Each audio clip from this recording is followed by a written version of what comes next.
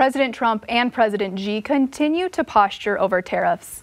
This week, President Trump made it clear TPP was back on the table. No matter what happens, rural America could get caught in the middle of all the wrangling. Joining me now to discuss the implications are MtoM Vilsack, former Secretary of Agriculture and President of the U.S. Dairy Export Council, and Bruce Rastetter, agricultural entrepreneur and CEO of the Summit Agricultural Group. Welcome, gentlemen. It's good to be with you. Great to be here. Great to have you both. Former Secretary Vilsack, I want to start by asking you a question, because as we had the announcement a couple weeks ago with the tariffs that China could potentially face on the U.S., can you explain to us just briefly, what do those 25% tariffs mean for farmers? What will happen? Well, it's anybody's guess, first and foremost, whether or not we will actually see those tariffs. But what it will do, obviously, for farmers, it makes it very difficult for them at this point in time to know precisely what to do. I think there's concern, obviously, that it may impact the market, both short-term and long-term. You know, when you basically lose market share, the potential for market share, you have to make decisions about what to plant. And it's possible that once you lose that market share, it's very difficult to get it back, or your competitors down in South America make adjustments to improve the quality of their seed, to improve their transportation systems, and they become much more of a force in terms of competition. So I think first and foremost, what we ought to be doing, and I think we are doing as an agricultural industry, is to suggest to the administration to continue to dialogue, continue to talk to the Chinese, continue to look for ways to avoid assessing those tariffs. There's no question that China has basically gamed the system, certainly as it relates to intellectual property, but there are ways in which we could solicit the help of the EU and Japan and others to put pressure on China to basically change their ways without damaging agriculture. And you said talk to our legislators or have them open up discussions with other countries. How are farmers watching back home? How are they able to get involved in this conversation? I mean, a lot of them, I'm sure, just sit at home and think, what can I do? I'm at the hands of our legislators. Well, I can tell you what we're doing at the Dairy Export Council is we're encouraging our dairy farmers to reach out to their members of Congress and their senators, to encourage them to pick up the phone and call Ambassador Lighthizer and say, look, this is important. It's important for you to understand what's happening out here in the countryside, not only in terms of China, but also in terms of NAFTA. We're watching. We're concerned. We're anxious. We want to be reassured. I think Secretary Perdue, the Department of Agriculture, has done a great job of being a spokesperson for agriculture within the administration. I think the President understands that farmers may be impacted. I think he mentioned that recently. But at the end of the day, it's important for the administration to know that farmers expect the administration to look for creative ways to resolve trade differences without hurting the ultimate markets. You can talk about support systems and tax breaks and regulatory relief, but at the end of the day, the farmers I know, and Bruce may agree or disagree with this, but the farmers I know, the most thing that they're concerned about, markets. They want more markets. They want expanded markets, because that's where they know they can benefit. And Mr. Esther, I'm going to open it up to you, because you do work pretty directly with farmers with your group there at Summit Agricultural Group. What have you been hearing from farmers? Are they concerned, or what do they think when they hear the mention of tariffs? You know, one of the things is, as the Secretary mentioned, in terms of Brazil and other markets, as you know, I've been spending significant amount of time in Brazil on the projects we have there as well as here. And I think the consistency of farmers here in particular talk about, you know, the issues around China. It's been no secret that the challenges around fair trade, not just trade, whether it's in the challenge with intellectual property and the theft that's gone on for decades with that, with the tariffs, either direct or indirect, and then also with regulation. In January, China changed the spec on soybeans. So instead of 2% foreign material, it's 1% for Iowa soybeans, and it's 2% for Brazil and Argentina. So I think they understand that there's a process to go through. We hope it's, you know, a little bit of constructive tension, and it needs to be to make it fair long term. And hopefully we get through this, and agriculture is just not the one in the crosshairs. And I think that's really important, and I think the President's hearing that and getting that. You know, one of the challenges here is that we have a tendency in agriculture to speak only about agriculture, but this is really food and agriculture. And when you talk about the food and agriculture industry, you're talking about a very large employer. 43 million people directly or indirectly employed by that industry. That's 28% of the workforce in the United States. The reason I stress this is because by talking about agriculture, we have a tendency in some quarters to marginalize the impact of agriculture on our economy. I think Ambassador Lighthizer has suggested, and Secretary Ross have suggested, well, these tariffs aren't really going to be hard. Yes, they are. If they're assessed, they're going to have an impact. No question China has not played by the rules. The question is how we go about making sure that they change. And I think one of the things the administration is now trying to do that I think is a good thing is that they're trying to get allies in this effort. They're trying to get the EU, Japan, and others to engage in this conversation because we're not the only ones that have been impacted by this treatment from China. Absolutely. And both of you, when you look at leverage that we do have against China, Bruce, I'll open it up to you first. Do we have any leverage to use against China to bring them to the negotiating table? I think the reality today is they need the soybeans. They import 37% of their soybeans from the U.S., about 65% from Brazil. The logistics capability in Brazil is not there to substitute for U.S. soybeans, so they need that. They know that they want multiple suppliers.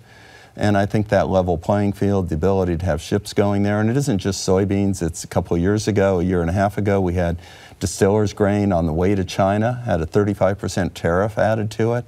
It's pork, but it's also for the processing, and then it's U.S. products back and forth. And I know when we look at rural communities and that intellectual property theft, one of the things that whether it's in Iowa or New York boardrooms, everyone talks about that, and it needs to be dealt with so we can have vibrant manufacturing, processes, technology that comes about that's dealt with in a fair way that normally is around the world. I want to interject here and direct a question back to you, former Secretary Vilsack. We've also heard this mention or rumor of a compensation plan that Secretary Perdue is working on with President Trump and other members of the administration. What would you do if you were Secretary now to enact a compensation plan? Well, Secretary Perdue has a tool that I did not have, which is an unfettered access to the Commodity Credit Corporation's resources, which can be used in a very thoughtful and strategic way to provide some direct assistance for a period of time. The reality is it's a stopgap measure. It's not something that you can necessarily do that is permanent. And frankly, the most farmers I talk to would prefer not to have a support structure and system. They would prefer to have a free and open market opportunity. And so that needs to be where the focus is. But if it works out that we are engaged in some kind of escalated trade situation where we are at some disadvantage as it relates to China because we have a fairly significant surplus when it comes to agricultural trade, that not to lose that surplus, not to lose that market share, not to lose that opportunity.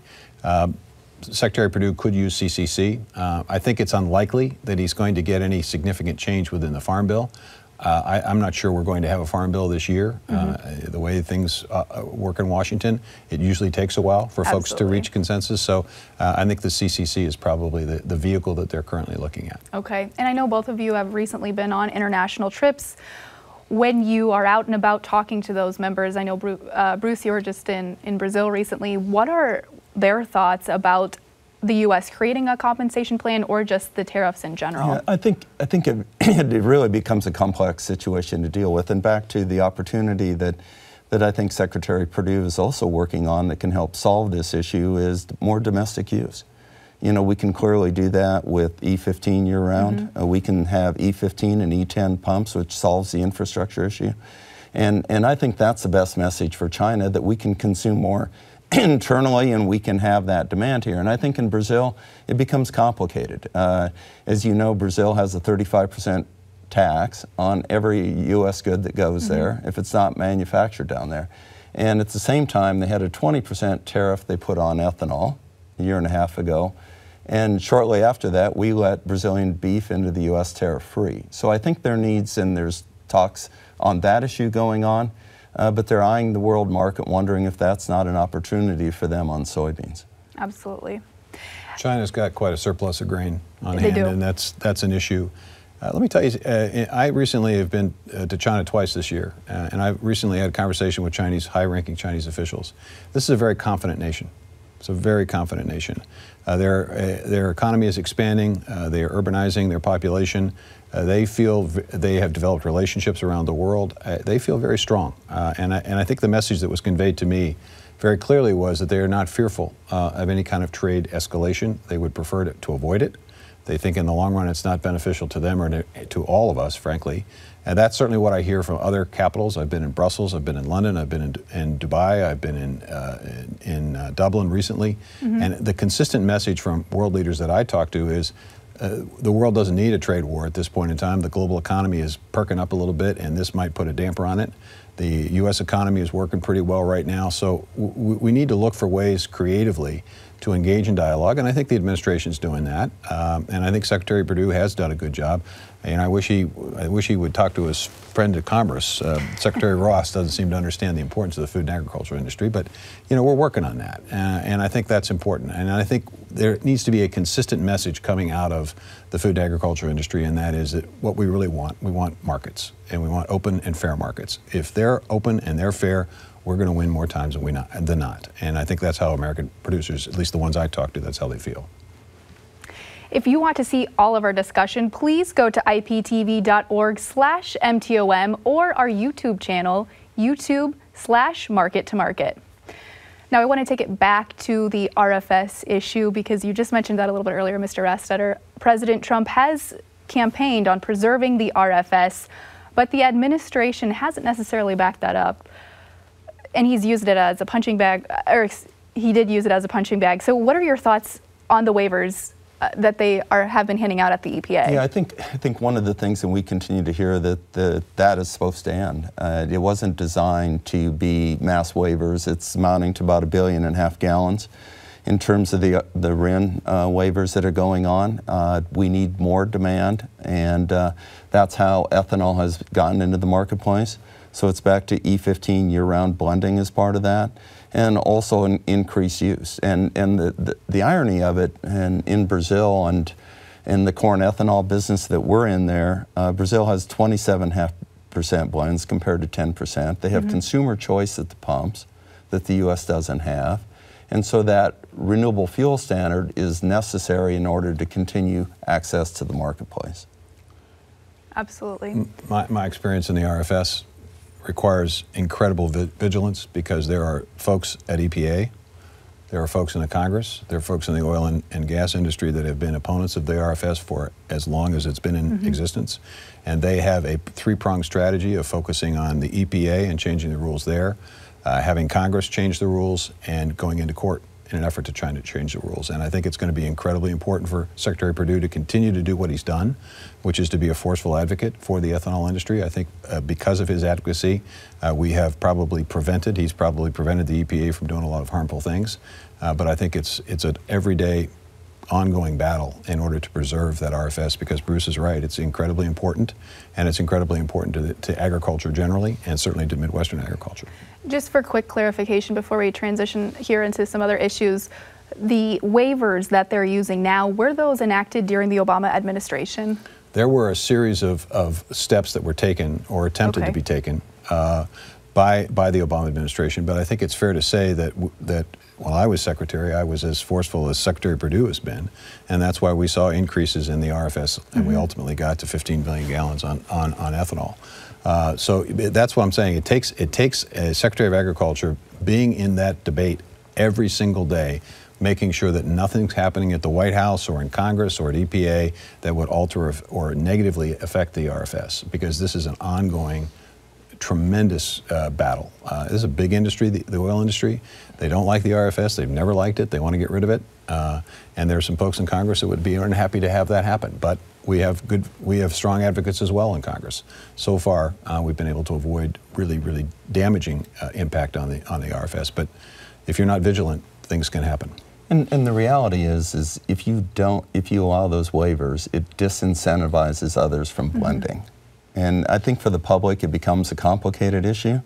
But the structure of it was set up so that they either blended ethanol or they had to buy RINs in place of blending ethanol. So if they're offered an exemption, they don't blend ethanol. And then that is harmful for continued demand. And certainly at $68 barrel oil and $3.50 corn, ethanol can be very competitive in the fuel supply. Is competitive. I mean, the reality is it saves consumers every single day. It offers choice. It's better for the environment. It creates, at least the last time I checked, nearly 400,000 jobs are impacted by it. So it's an incredibly important industry for us to protect, and it creates less reliance for us on foreign oil supplies. So there are a lot of positive benefits to this, but there's pretty significant opposition to it. Now I want to switch gears here a little bit because we did have some pretty big news this week with President Trump instructing Robert Lighthizer and Larry Kudlow to look back or re-examine TPP and potentially see if that's back on the table. Why do we want to get back into TPP at this point? Well, I'll take that one. Okay. We should never have gotten out of TPP. It was an opportunity for us to do a number of things. First, to balance China's influence in Asia, not to provide a playing field where the Chinese could impact and affect trade rules and regulations. Secondly, this is an incredibly emerging market. The middle classes are exploding in Asia. Today, there are roughly 550 million middle-class consumers in Asia.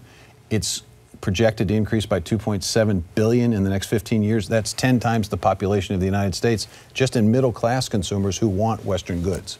So there were real opportunities for us. I think the president is right if he says we need to look at it. He could have potentially said, look, I'm not going to move this thing forward until it's improved in whatever ways he wants it improved. I think now it's going to be a little bit more difficult. I think he now realizes that Japan's not going to enter into bilateral conversations. They keep saying, come on back to TPP. So hopefully this is a sincere effort. Hopefully it will result in us re-engaging with those 11 nations. And hopefully we will be able to balance China's influence in Asia through that trade agreement. And I think I would clearly support being back involved in TPP, but I also think you need those bilateral discussions. The example I gave in Brazil. And the challenge with complex negotiations, at one point, one ag product has a 20% tariff on it. The ag product coming from that other country, we let in tariff-free. So what I understand is going on in that situation, simplest discussion about you lift your tariff on ethanol, we'll continue to allow your Brazilian beef into the U.S. I think Japan, one of the challenges continues to be 16 years of beef tariffs that essentially stop our beef from going to Japan. So there's a variety of those situations. If you can deal directly in some bilateral, but be part of the larger agreements, you should try and do it. The TPP provided better access to the beef market in Japan, and unfortunately when we got out of TPP, it gave Australia the opportunity to have basically the playing field to themselves. Here's the problem with bilateral conversations, that it's never just about agriculture. It's about every aspect of the economy. Absolutely. That's why it gets back to the point I made earlier. You've got to talk about the food and agricultural industry so that in the negotiations, instead of agriculture in the U.S. being the 4th or 5th or 6th priority item on the list, it's number 1 or 2. We're confronting countries and negotiating with countries where agriculture is almost always their number 1 or 2 priority. They're more than happy to give us our number 1 or 2 priority if we protect their number 1 or 2 priority. We need to elevate the importance of food and agriculture by talking about the significance it has on the economy. It's as significant as autos and steel and aluminum. We ought to be talking about those too, but we need to elevate the importance of food and agriculture. To tie a bow on this discussion, I have one final question I would like each of you to answer. When you look at all these issues we've talked about today, the tariffs in China, TPP, NAFTA, we didn't get to that very much there, but RFS, what's the most important issue you see affecting farmers back home watching today? Well, I think it's access to those markets. I mean, clearly, whether in particular NAFTA, and maybe it goes in priorities, 33% of the pork goes there, significant grain. Then it's China, and then it's accessing those other world emerging markets that we need to have access to. So it's a variety of things, and it's also the regulations, the specs. We can't sell a lot of product to Europe, even though it's open to some things like soybeans, but not really soybean meal, not ethanol, and certainly not pork, but we bring their pork here. So agriculture does have a mixed bag here, and depending on the industry you're in, the benefit or lack of it ends up being in your court. So we need a broader look at it. It's important to get NAFTA right. We need to preserve what's working in our Mexican markets because, as Bruce said, it's an amazingly important market. But we need to fix what isn't working, which is the Canadian market, especially as it relates to dairy. We need to open that market up. We need to get rid of Class 7 that's distorting the powder market. I think Bruce is also right. China is incredibly important, but so is all of Southeast Asia. Japan, Korea, Southeast Asia, these are incredibly important areas for us to engage in an effort rejoining TPP certainly would be helpful. The work that the administration did on CORS, thankfully, did not negatively impact agriculture, and that's a good thing. As far as Europe is concerned, you know, the reality is we're not going to get clarity there until Europe and the UK, United Kingdom, figure out how they're going to divide and divorce themselves. Right. And I think that could have a potential impact. It could free up the United Kingdom to become a bilateral trading partner, or it could restrict them. The restrictions that Bruce mentioned may still apply with the UK as they split away from Brexit. In my trips to Europe, what I've learned is it's incredibly complicated, and no one has a clear vision about precisely how that split's going to take place. So I think we need to keep an eye on what's happening in Brexit. Absolutely. Gentlemen, thank you both so much for your time.